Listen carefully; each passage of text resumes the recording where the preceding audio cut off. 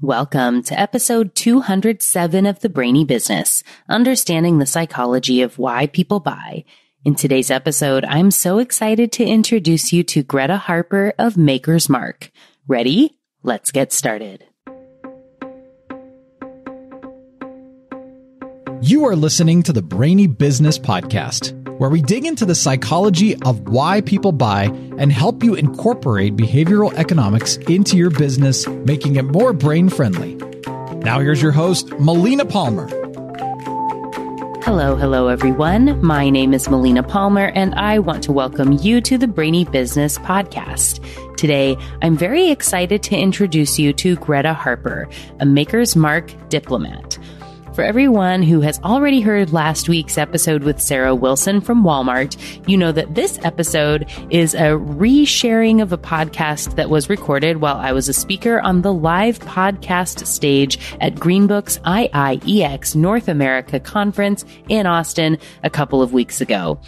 IIEX stands for Insight, Innovation, Exchange, and it was such a great event. I'm linking to that episode with Sarah about nudging for good at Walmart in the show notes for you, as well as episode 196 when I spoke with Priscilla McKinney, who was another speaker there, and Will Leach, who was also a speaker. So many awesome people who I finally got to meet in person at the conference. And so you know, I'm honored to also be a presenter at the upcoming IIEX Europe, which is taking place in Amsterdam, June 21st and 22nd of 2022. For all my European friends and listeners, if you want to come to that conference in Amsterdam or say hi while I'm there, let me know. While at IIEX North America, I had the honor of interviewing Greta Harper of Maker's Mark about the amazing shifts that their company made during the pandemic to support restaurants and their workers when they were under no obligation to do so. Their focus on support and advocacy turned into some amazing programs, including a set of trainings put on by myself and Jeff Poole from the Texas A&M University Human Behavior Lab that have made a really big impact. And I'm so excited to share that and the entire list of amazing things they've done with you via this conversation from IIEX. A quick bit of housekeeping before we get started. There are lots of important links, including to those past episodes I mentioned, as well as related books, ways to learn more about Greenbook and IIEX, and so much more within the show notes for the episode, which are waiting for you within the app you're listening to or at thebrainybusiness.com/207. Those already on the Brainy Business list got a direct link from me in the email you receive every Friday. Not on the list yet? Simply sign up for any freebie at thebrainybusiness.com and you'll be automatically added. The freebie for this episode is the first chapter of my award-winning book, What Your Customer Wants and Can't Tell You. And if you already have the book, in which case, thank you, you'll also be automatically added to the list when you get your copy of the free PDF companion workbook. Both are housed in our free behavioral economics community called the Be Thoughtful Revolution. There's a link to join that global community in those show notes as well. Now let's jump right in and tune in to that live interview.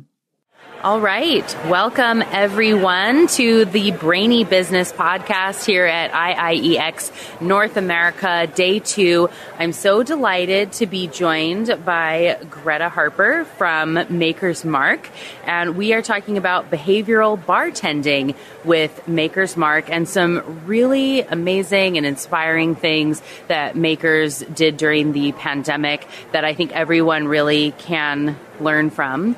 My name is Melina Palmer. I'm your host and the host of the Brainy Business Podcast, which, as of recording now, outside of the conference, has 200 episodes already and is all about applying behavioral economics into businesses of all kinds from around the world. I also teach applied behavioral economics at Texas A&M University and do consulting and speaking and write books and lots of fun stuff. But today, I'm very delighted to have Greta here to tell her story. So Greta, please let everyone know a little bit about you, your background, and what you do at Maker's Mark. So my name is Greta Harper. I have worked in the service industry just about my entire life. So it started out probably before before working, my grandmother ran a boarding house. And I used to sit on the floor and play Legos underneath the table. And she would have people from the boarding house come down and have coffee and have dinner. And they would share stories and anecdotes and things about their day. And she would make them coffee and food. And I was there for all of that. And it gave me an education from the time I was about 5 or 6 in the hospitality world. When I graduated high school, I moved to Atlantic City and I started working at Hard Rock Cafe. And I fell in love with the industry. And it was never the same since. Yeah. And so kind of working up through the industry, how did you find yourself at Maker's Mark? And what do you do there? So, took about 15 years. I was never a giant whiskey fan when I first started out. I was a vodka drinker and a tequila drinker and mixed drinks throughout college. And working my way through the industry, I started out as a merch girl in Atlantic City, worked my way up to be a server and a bartender and a general manager. In 2014, I went to Kentucky for the first time, and I got to meet distillers. Absolutely fell in love with the business. And I remember going to Jim Beam, and Megan Breyer, who does something similar to what I do now, jumped on the bus, and she had this huge smile. And I thought, that's what I want to do with my life. And I gave myself a 5-year goal. And then I worked really hard, forgot about it. And 5 years later, I got hired with Maker's Mark. Yeah. Was it one of those like kind of weird serendipitous things where it was like almost the anniversary of the 5-year point where you set that intention that it came true, even though it sat on a shelf for a while? Yeah, it was about 2 months into it, and 2 months from the anniversary, where I sat down and I realized that I had made myself that goal, and I actually achieved it. Yeah. So I gave myself one of those little rare pat on the backs, and I was like, this is fantastic. But going through the industry as a woman and trying to learn from neighborhood bars and high-volume bars, then getting into craft bars was difficult at that time, especially in a smaller market, because I had moved to Pittsburgh. So learning was not always easy, and I always said, if I had that chance to do something in the supplier world, I would make learning easier for everybody else that came behind me. Yeah. And so I know you mentioned college, but on the academic side of college, you studied anthropology, which, working in restaurants and anthropology maybe seems, I'm sure there are lots of people in restaurants with very diverse backgrounds for sure. Absolutely. But as far as then your interest in behavioral sciences, it of course makes sense to me on the anthropology piece. But can you talk a little bit about the people side of the business and, how that kind of came together for you? Sure. I think bars and restaurants are that traditional third space in society. It's not work and it's not home. It's where you go to get away from both of those things, but to connect with something different than yourself. It's kind of, for me, it's the last democracy left out there. And going to school and being in anthropology every day was like a research assignment. I could see how people made decisions and what people looked for and who did what. So it was always very, very interesting. When I took this job, I remember one of my colleagues, Josh Pearson, had just gotten back from Kansas or Iowa. He's from Australia, and he said, I just found out that there's a ton of different corn out there. Is anybody interested in corn? And of course, I raised my hand. I said, oh my gosh, this is so interesting, because Mesoamerica was one of the things that I had studied in anthropology. And he said, great.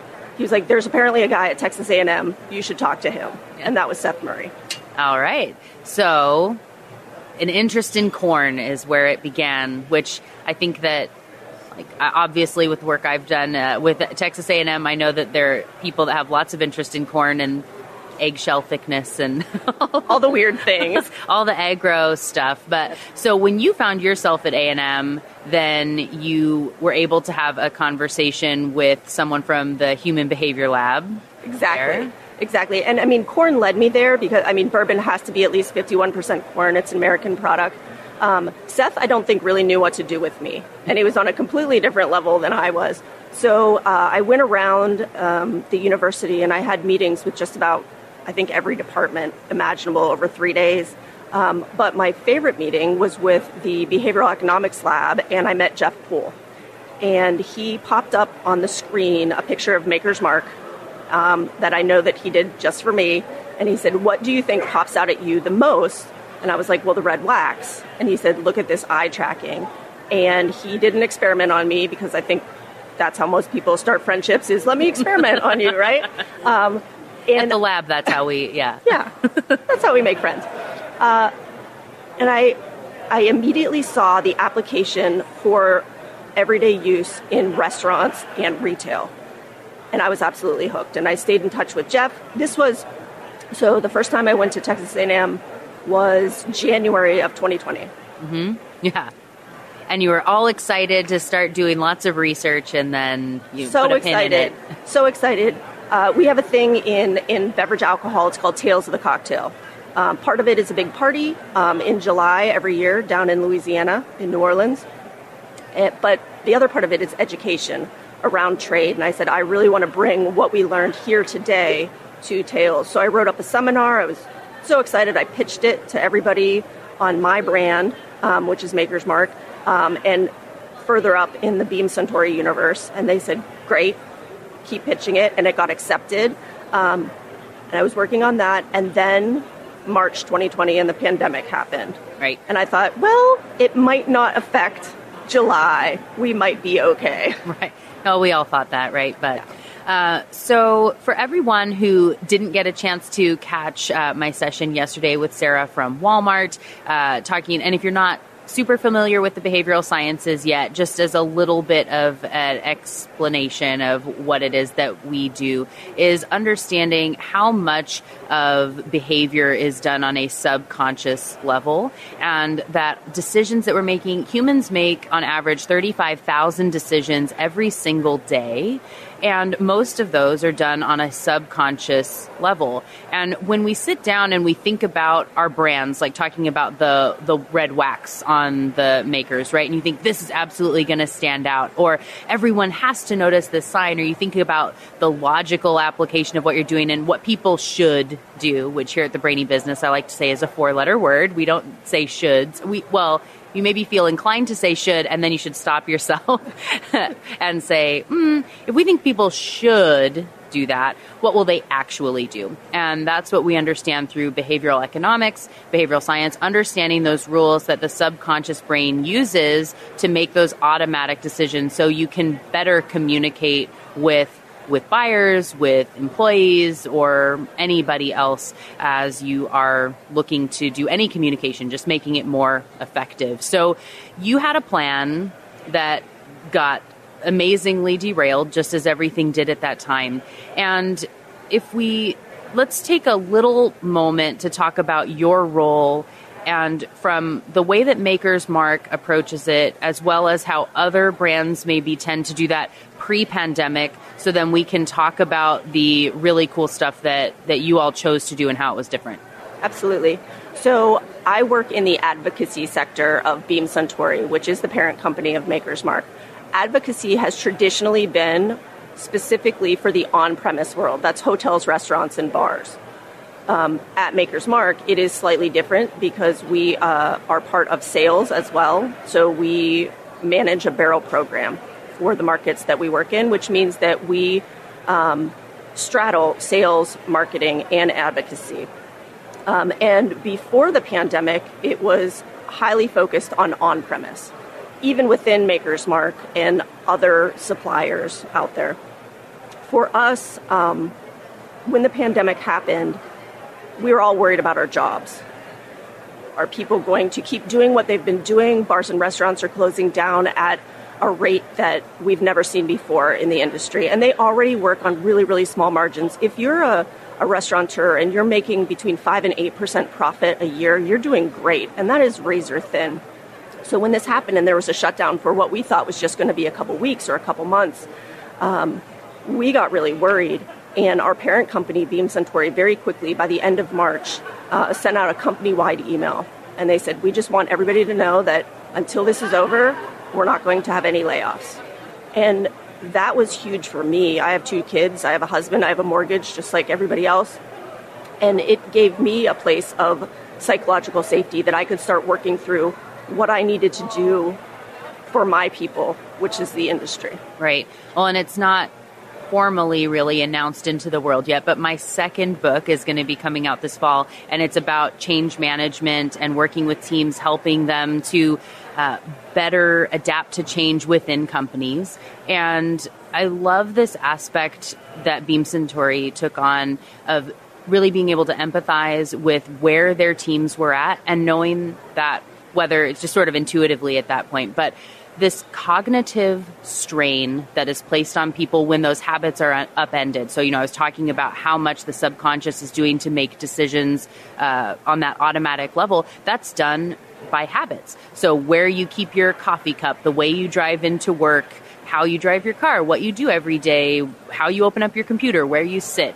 All those things are habits that helps your brain to run efficiently. And when those are shifted, you only have so much cognitive bandwidth that you are able to give up into every single day. And so the things that you would like to be able to spend more time on, the creative processing, thinking through big picture plans or whatever projects you're working on, are now given up to, where did I put my cup again? Right. All these little things where I had a client that, a few months into the pandemic was talking about calling it the COVID blahs, where you just were so tired. It's like, I'm at home working, I'm in my sweats, I'm doing way less, I feel like, than I used to, but I'm so tired. Why do I need a nap at 2 p.m.? Right. I haven't done anything. Right. Absolutely. And it's because of those little things that are changing. So those micro changes have such a big impact on our ability to think bigger. And I think we all saw in the pandemic, the natural tendency then is to be looking really myopically at what are we going to do tomorrow, and not being able to have that foresight into how's this going to be impacting a month from now, 3 years from now, what should we be doing now? What's the right thing? People just got so focused on immediate problems and didn't invest in the future. And of course, that's not what Maker's Mark did. So by having that empathy from Beam Suntory saying, hey team, you don't have to worry about your jobs, and now you can focus on that advocacy for our partners in whatever aspect that is. So share a little bit about what you and your greater team did. So my team is fantastic. There are about 22 of us throughout the country. Some of the most creative people I've ever met in my entire life. We are all out-of-the-box thinkers and very, very passionate about what we do. Having that safe space to say, okay, I don't have to worry about survival. I don't have to worry about paying my mortgage. We could then focus on other people, and we could focus the empathy that had trickled down to us and that had been given to us outward, which was absolutely fantastic. So part of Maker's Mark, just a little bit of history here, it was started in 1953 by a husband and wife, Bill and Margie Samuels, and they started by baking bread in their kitchen and figuring out a mash bill that was all about taste and flavor. It had to taste good, right? There's been bourbons before this that it's just like blow your ears off bourbon, right? They didn't want to do that. They wanted to focus on taste and flavor. So as we looked out, we saw that so many people were suffering. So many people in the on-premise didn't have a safety net. They couldn't pay their rent. They couldn't eat, those type of things. So we started planning programming to help that. One of the very first things that we did as a company was do shift meals to go. So we would buy food from a restaurant that was struggling and actually feed their people. And the trade community is very tight in any community. Usually bartenders jump around and they know all the other bartenders because you want to go somewhere after work to have a drink that isn't your bar. So one restaurant would make meals for everybody else, and all of the trade people, front of the house, back of the house, would come and get those meals, and we could provide for them that way. And there was no ROI for us at the time. We just knew that we had to take care of our people. These are our people. Another thing that we did, based on our brand history and what was going on wider culturally, was baking bread. So we decided to come up with breaking bread, and we hired a baker to come in and show everybody how to make their own sourdough starter and actually bake bread for themselves and keep that starter and pass it on to their friends and family. And then at the same time that the on-premise was suffering, the off-premise was booming. It was crazy. So traditionally in beverage alcohol, November, December are the busiest months in retail. So we're talking about grocery stores, liquor stores, chains, things like that. They get their highest amount of sales in November, December for the holidays. From March 2020 on through the rest of the year, every single month was November, December. So they were doing great. At the same time, consumers were changing their buying habits. They couldn't go to bars and restaurants, so they were going to these grocery stores or chains, but they also didn't know how to make drinks. Right. So we went online and we started doing virtual cocktail classes. It was fantastic. There was a lot of feedback. People actually took ownership of our brand in their house to do that. Well, and what I think is really important to stress here, so you were talking about this balance between the on-premise and the off-premise. So on-premise, for everyone who's not in the industry, that's your restaurants, your bars, place where you would go out with friends to get something. Off-premise, like you were saying, buying something at a retailer or a liquor store off-premise. Mm-hmm. If you had that myopic view to where you were really focused on how's makers going to survive this, you would be able to look and say, well, hey, like our sales are up in off-premise, and so let's just go all in. People can't be going to the restaurants right now. That'll come back someday, and we'll be there when the restaurants need us eventually down the line. Mm-hmm. But like right now, we can just go all in on this off-premise stuff, and we're going to do cocktail training classes through YouTube, and we can build our channel and all this like stuff that you're able to do that's all about makers, which would have been a decent strategy. Yeah. However, because of that empathy, knowing that those restaurant partners, and it's like walking the walk where you're saying like, we're here for you. And so instead of just doing your own, like tune in to the Maker's Mark YouTube channel or doing video ads or something that you're able to show people how to make cocktails, you went and partnered with the restaurants, right? And so talk a little bit about how that's lifting them up of being able to help do a class, with a restaurant. Right. So we knew that the on-premise was always a focus, and we wanted to be there for them. So like you said, instead of just going with the easy way, we could do something that was a little bit more difficult, and we could actually lean in with them. The distillery at this point, because buying patterns had changed, people were buying bigger sizes. For us, we do 200 milliliter bottles, 375 milliliter bottles, 750s. People were buying those bigger bottles, and they were stockpiling at home. Well, the smaller bottles weren't being used, and they were still at the distillery. So a couple of us got together and did a buy from the distillery. We purchased the smaller bottles. We got them shipped into our market, and the on-premise could then use those bottles, and they didn't have to buy them to do cocktails to go. So we started to do those things. We leaned in at a time when everybody else, some people in other supplier roles didn't have a job, and they weren't going to these accounts. We were the only people that continually showed up in a safe way, whether it was, dropping something off in the back of the house or dropping something off in the front of the house and leaving, or partnering with them so their bartenders could do an online class. All of these things helped over time, just basically to show that we were leaning in at a time when and we weren't getting anything out of it. Right. Nothing at all. Well, and that's, I know, just across other side of the industry where there were companies then trying to do virtual Zoom happy hours that everyone hated, but you still missed this social connection. And so for people that were used to going out to a bar or restaurant who maybe weren't necessarily ordering, like, vodka being an example here, right? So it's like, I just want a vodka soda, but it's not necessarily about the brand. Mm-hmm. And potentially they weren't necessarily familiar with or ordering Maker's Mark, didn't have that affiliation or weren't thoughtful about it, some people, but they knew the restaurant that they used to frequent or the bar that they went to. And if they said, we're going to be putting on this, virtual cocktail making class that everybody gets to come on Zoom, you get the social interaction that you would have had, and you get to interact with us, and we laugh and we joke,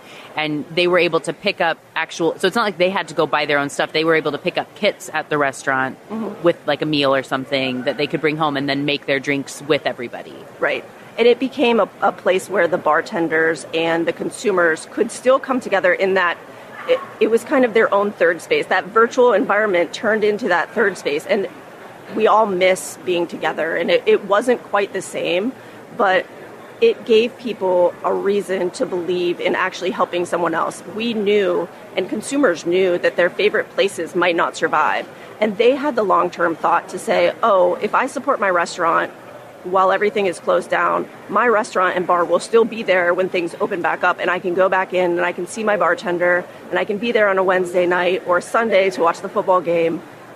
And they showed up for it, which was absolutely fantastic. Right. And so just being able to support something, again, with that long picture view and going to that seminar you talked about. So back we were talking about some of the A&M stuff, and you were really excited about the seminar that you got approved, and it was going to happen, and then it couldn't happen. But then there was an opportunity to extend the support of restaurants, and based on your knowledge in the industry of knowing, where it might be difficult for them, but they have now an opportunity to learn. Can you share a little bit about how that kind of morphed? Sure. So while it was a pain point for me that I didn't get to present this seminar at Tales of the Cocktail, it was always in the back of my head that I still wanted to do it. And helping the trade and advocating for the trade, educating the trade has always been at the heart of everything that I want to do. It's very important to me because as a young bartender, that wasn't available to me. And when I went out and asked, hey, can somebody help me learn how to do this or make a Sazerac or some technical thing, I was told, hey, go read a book. That's what we did. And I knew that if I ever got into a place of power, so to speak, that I would do things differently. So I thought, okay, I'm going to turn this lemon into lemonade. I don't get to present at Tales of the Cocktail, which is something that was always on my bucket list that I wanted to do and check off my list. But I can still give back to the industry the same education and knowledge. And so when I was a general manager and I was writing menus long before the pandemic happened, I sat down with my executive chef and we looked at how to write a menu. And we had looked into getting somebody to optimize our menu. And the price was astronomical. Like I said before, your profit margin is 5 to 8% in the restaurant industry. We couldn't afford the $5,000 bill for somebody to just fix our menu and then come back and do it again, maybe in a year or a season or 3 months or 6 months. So I thought, okay, I gave Jeff another call. We had been talking once a month at this point. I said, would you be interested in doing the things that you're already doing at Texas A&M for a wider audience? And then I had to go in the back end and garner support at Beam Suntory and Maker's Mark and say, hey, can we pay for this? Because it's something that can help the industry when they really don't have the capital to invest themselves. Yeah. And so knowing that they needed some help with the menu optimization and some other areas and saying, how can we help support them? And so we did a 4-part training. I was very excited to be able to be a part of that, partnering with Jeff and teaching about foundations of behavioral economics. We did a class on tipping and how to understand behavioral sciences to increase tips. Of course, menu optimization, and then on marketing and being social able social media tips and understanding how those restaurants can apply these lessons long-term to be able to increase their own profits, be more effective, support their teams. And all this, again, was just something that Maker's Mark did. We just decided to lean in, and we got the autonomy on our side to be able to do these things and to think outside the box and say, this is what's possible, instead of this is what's prescriptive, this is what's always been done. So the pandemic opened up so many avenues for us just to think differently, which hopefully is sustainable in the future. And I think it is, because we learned so many things. And so if I go back and forensically look at the numbers, because everything is all about sales at the end of the day, right? So all big companies look at sales. If you look at the sales from the bars and restaurants that attended, that sent their people to these seminars, and it was all virtual, it was very safe, from 2019, 2020, 2021, and now today, we're talking about double and in most cases triple-digit growth numbers, which is fantastic. And it's not just with Makers. I mean, Beam Suntory has so many other brands besides Maker's Mark. It's across the board throughout our portfolio. So it made a huge difference. And people now look to us as that North Star, which is absolutely fantastic. Yeah. And so I feel like more celebration for that, amazing that, we did these trainings and they made a huge impact for the restaurants themselves, having higher profits at a time where it's just difficult to be competing and others are closing and whatnot, that they were able to apply and see results is amazing. Also, there's the reciprocity piece where you might still then be saying, so what's in it? What's in it for us here at Makers, right? Was it really worth it? And knowing that in behavioral science, reciprocity is a really big concept of when we give things to people, they feel compelled to give back to us. I love to use the example of, you imagine it's, you're about to go on a holiday break and you're getting ready to wrap up your desk at work, and then someone comes in and says, oh, hey, I wanted to catch you before you left. I got this little gift for you. It's nothing fancy, but here it is. You don't have a gift for them on the spot, in the moment. You feel terrible. Right. You feel awful. And then you probably say, oh my gosh, I'm so sorry. I left your gift at home. I'll bring it back after the holiday. And now you're going to spend that time that you're away trying to find a gift to match this, because we feel as humans compelled to give back when people give to us. And so this giving freely that Maker's Mark has done, and that they were stepping up at a time that other brands were not. Back. Yeah, not just that they weren't stepping up, they stepped back. Mm-hmm. So I know you had conversations with some of those bartenders, like you said, that those restaurants are now pretty exclusively choosing or be more likely to pick. Yeah, so now, as holistically, when you look at how this industry works, there are distributors and suppliers, and then your retailers, your bars and restaurants.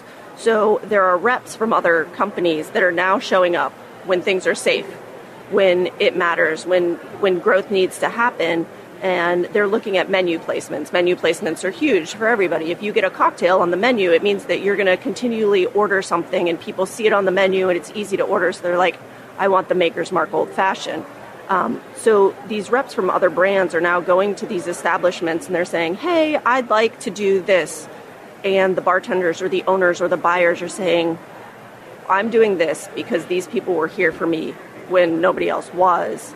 And it's made a huge difference for us. Yeah, so those double and triple digit, like you said, not just at Makers, but across Beam Suntory, is because they know that you were there and they want to support you in the way that you supported them, which is just a feel good. I've got the goosebumps. Hopefully we've got some audience members with those too. I think it's such a great story of doing the right thing and having it come back around, where even if it would have been the right thing, even if it didn't end up being, with such lift. But I love that it did. Yep. And that there's such support of what you were able to teach in that. So as we are getting to wrap up our conversation, when you look into the future of, work that you're doing, that you're excited about from Maker's Mark, or insights in general, things that you want to be looking at, maybe some stuff at the lab, whatever it happens to be, what's on the horizon that you're most excited about, you think the audience should be too?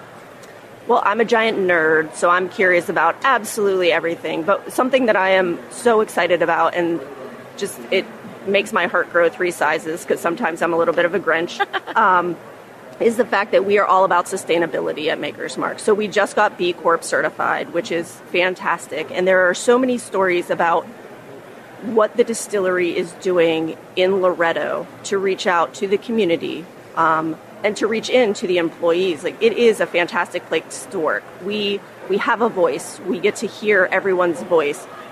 They just changed some of the packing material, and this is indicative of a lot of what Maker's Mark does.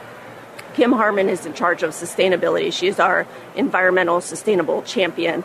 And one of the maintenance guys came to her, and he's into cars. His nickname is Chili, and nobody really knows what his real name is because that's how things work. And he said, hey, I just got shipped a car part, and it was actually in baled cardboard that was cut out. And we go through a ton of cardboard and glass and other things at the distillery. He said, is this something that we could look into?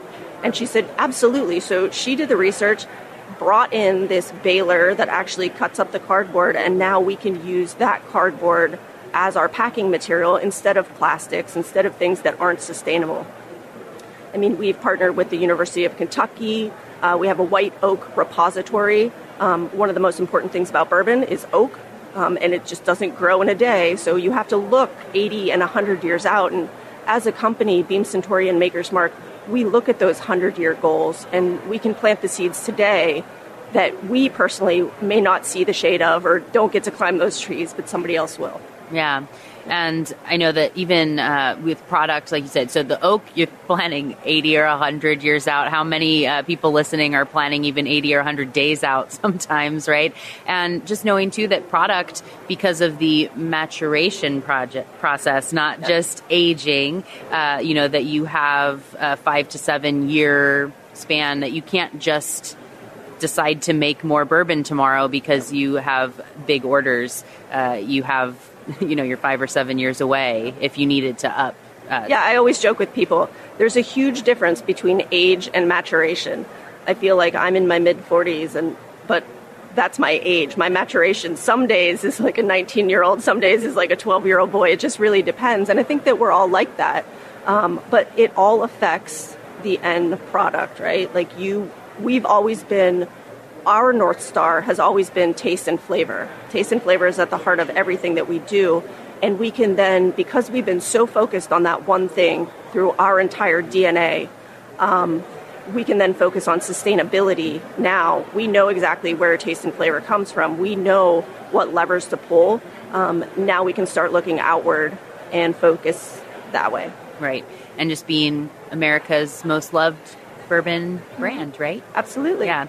So for everyone, as a lesson to take away from this, leaning back on that, not getting so myopic, and it's not just at times of great change like a pandemic. Hopefully none of us have something like that coming up on the horizon again.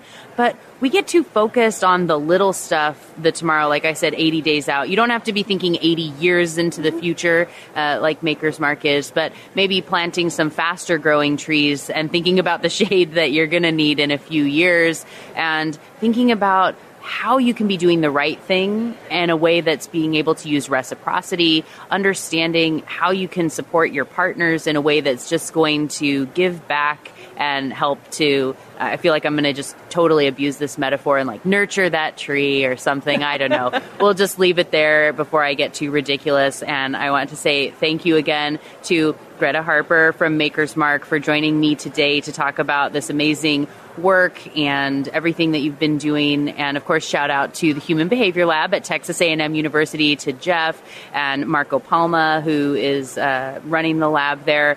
Love being a part of that team as well. I am Melina Palmer, and this has been the Brainy Business Podcast here at IIEX North America. And for everyone who is here live, get ready to enjoy another amazing live podcast from Happy Market Research. Thank you. Thank you again to Greta Harper for joining me on the live podcast stage at IIEX North America.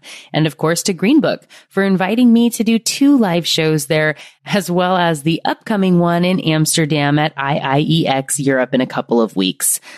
So, what got your brain buzzing in today's conversation? For me, I really love how this example showcases the value of getting out of a myopic mindset and really planning for the future, especially in a way that's doing the right thing and being an advocate for those who need support. By showing up when no one else did, Maker's Mark and the greater Beam Suntory organization have seen great benefits to their bottom line, yes, but they know it's for great reasons as well. They helped a lot of your favorite bars and restaurants survive the pandemic, and that's an amazing thing. Again, I'm honored to have been a small part of the work that they're doing, and I'm so glad that we got to share it with the world. I hope you've enjoyed learning about this project and the sustainability project with Walmart that we showcased last week. And of course, if you have an idea for a project of your own and are interested in having me work with your company, I would be delighted to learn more and work with you. Please send an email to melina@thebrainybusiness.com to start the conversation and see if we're a fit, whether it's about sustainability, team trainings, or really anything else. I look forward to hearing from you. And as a reminder before we close out the show notes for the episode with links to past episodes, related books, and more are waiting for you within the app you're listening to and at thebrainybusiness.com/207. And if you enjoy the experience I've provided here for you, will you share about it? That could mean leaving a rating and review on Apple Podcasts or wherever else you listen, sharing this episode or any other with a friend who you think would find value in the insights, or even hitting that subscribe button if you haven't already. Thank you so much in advance. I appreciate it and you. Thank you again to Greta Harper from Maker's Mark for joining me on the show today, and Greenbook for having me out at IIEX North America and the upcoming IIEX Europe conference. Greta, it was a delight to chat with and learn from you. Next week, I'm talking with Anant Sood, a co-founder of WorkSoGo, to talk about this amazing AI nudging tool that is transforming teams around the world. It's going to be a lot of fun. You won't want to miss it. Until then, thanks again for listening and learning with me. And remember to be thoughtful. Thank you for listening to the Brainy Business Podcast.